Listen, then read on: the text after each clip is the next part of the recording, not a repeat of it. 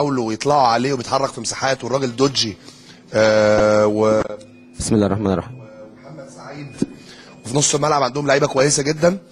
انا بحيي على اداء النهارده، ولكن الحمد لله احنا فرضنا طريقه لعبنا على المباراه، وفرضنا سيطرتنا على المباراه من خلال ان احنا زودنا لعيب في نص الملعب في مباراه النهارده، وكان عندنا دايما لعيب في نص الملعب زياده رغم النتيجه الكبيره وفرحي بالاداء، الا ان انا لسه في حاجات لازم نتحسن فيها، وده الكلام اللي انا هقوله للعيبه خلال اليومين الجايين.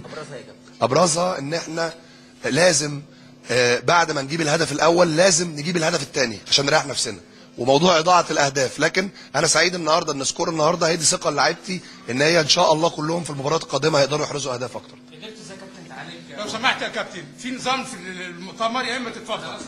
لا انا اللي بتفضل اقعد مع الناس.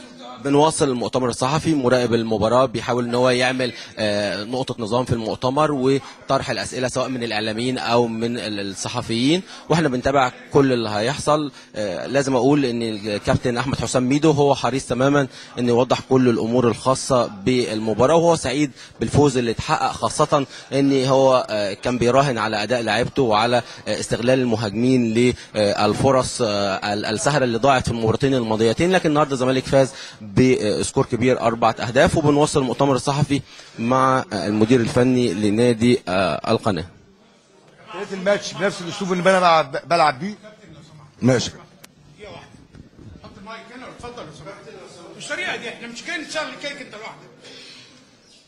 يمكن كانت زي ما انا قلت كانت بداية قوية، لكن انا بتكلم في الماتش مشي سجال